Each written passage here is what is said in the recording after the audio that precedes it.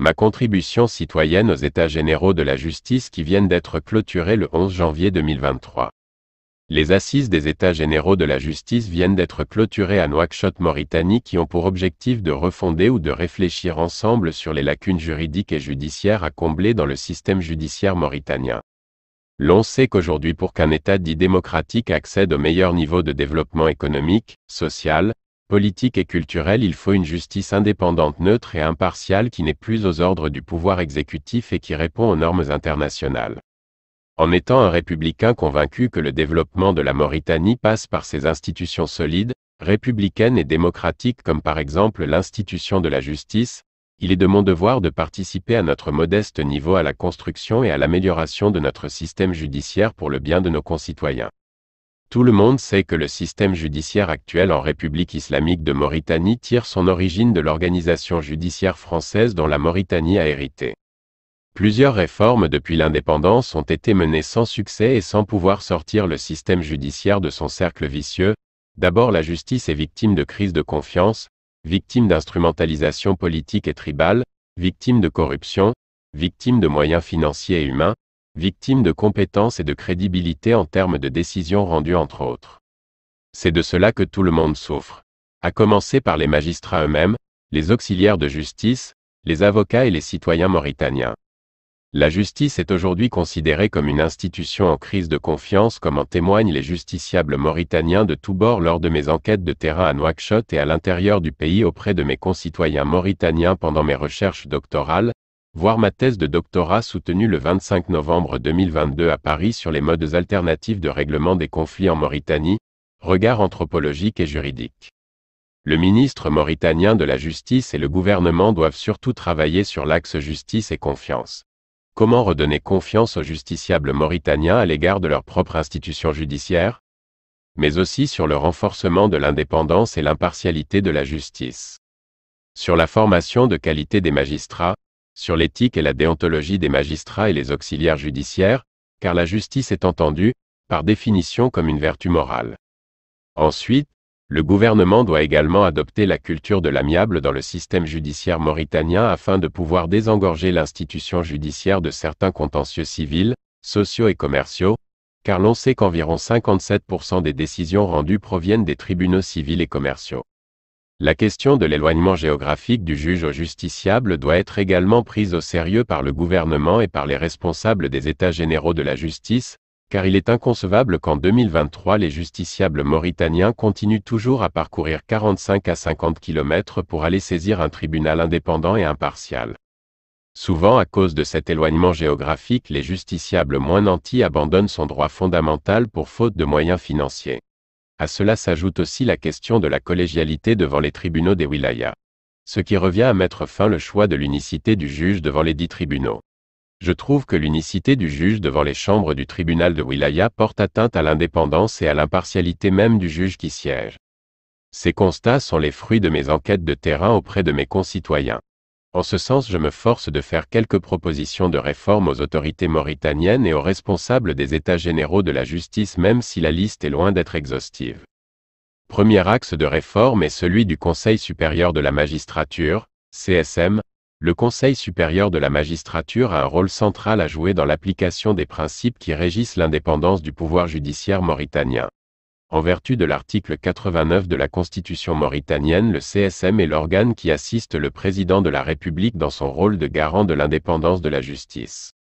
Le CSM est un organe stratégique qui joue un rôle primordial dans le choix de nomination, de l'avancement et la discipline des magistrats mauritaniens. À cet effet, le CSM doit être revêtu d'une autorité prompte à assurer la mission qui lui est dévolue. Pour cela, il faut reconfigurer la composition du CSM. En ce sens, je propose de supprimer la présidence du CSM par le président de la République et la vice-présidence par le ministre de la Justice. Ce qui reviendrait à mon sens à confier désormais la présidence du CSM à la formation du siège, le président de la Cour suprême, et la vice-présidence à la formation du parquet, le procureur général près la Cour suprême. Le ministre de la Justice sera désormais un simple membre du CSM comme les autres membres. Le fait que le président de la République préside le CSM et le ministre de la Justice comme vice-président, cela fait ressortir une prééminence et une mainmise du pouvoir exécutif sur le CSM. mais aussi la composition actuelle du CSM porte atteinte à l'indépendance de la justice dans son sens large. D'ailleurs, le souhait de la doctrine est de supprimer toutes les manifestations de la soumission organique de la justice au pouvoir exécutif. Le président de la République et le ministre de la Justice doivent cesser de faire partie du Conseil supérieur de la magistrature. Cela permettrait au président de la République désormais d'exercer librement sa fonction de garant de l'indépendance de la justice, comme il l'entend. Il est également important d'améliorer et de recadrer les pouvoirs traditionnels du CSM, pouvoir de nomination et pouvoir disciplinaire. Tout cela permet de renforcer l'indépendance et l'impartialité des magistrats mais aussi de rétablir une certaine confiance entre les justiciables et leur propre institution judiciaire. Deuxième axe de réforme est celui de formation des magistrats. Le ministère de la Justice doit élaborer un plan de formation visant à améliorer la qualité et les compétences des magistrats et les auxiliaires de justice.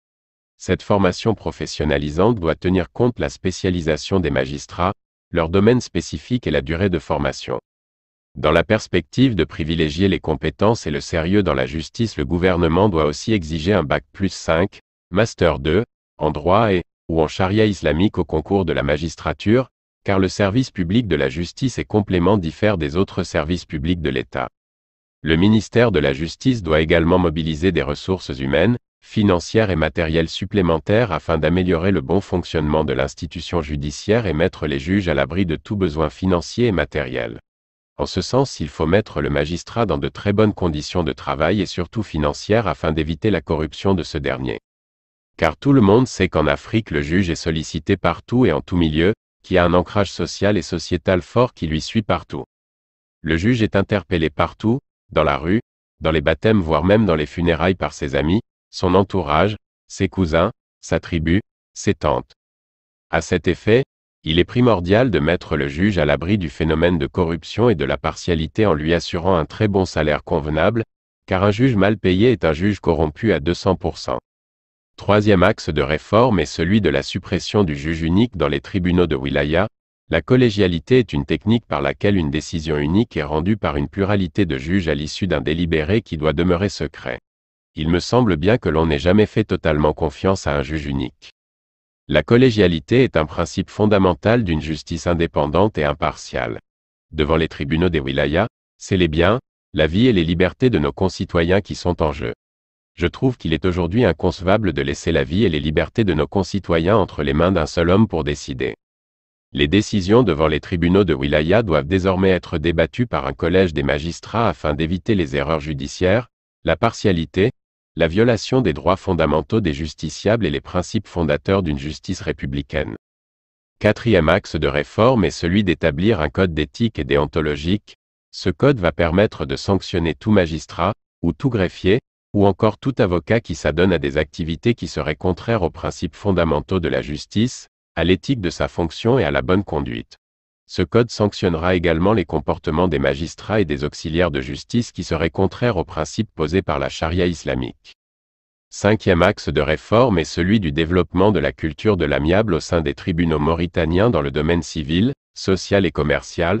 L'on sait que la définition romaine de la justice, rendre à chacun le sien, ne semble pas répondre aujourd'hui aux attentes des justiciables mauritaniens en matière civile et commerciale.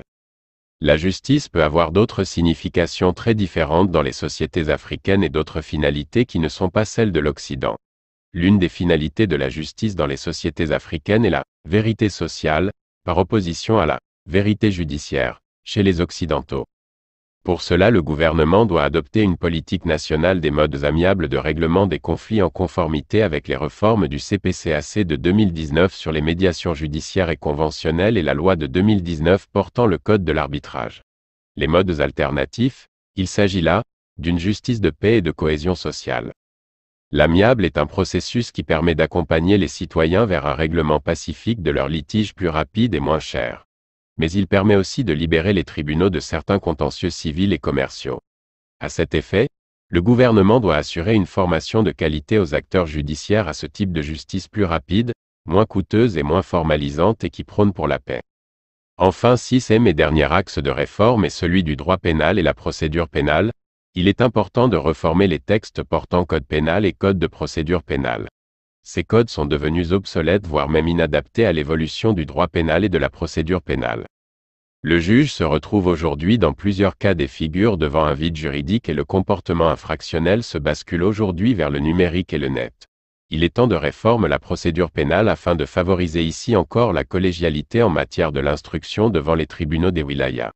Il est aussi urgent de reformer le droit à la garde à vue afin que les règles de celle-ci soient conformes aux textes internationaux. Qu'Allah bénisse la Mauritanie. Boubouba, docteur en droit de l'Université Paris, Nanterre, membre du Centre d'histoire et d'anthropologie du droit à Paris, Nanterre, juriste au référé au Palais de justice de Pontoise, France. Titre source. Ma contribution citoyenne aux États généraux de la justice qui viennent d'être clôturés le 11 janvier 2023. SMS ATLASINFO.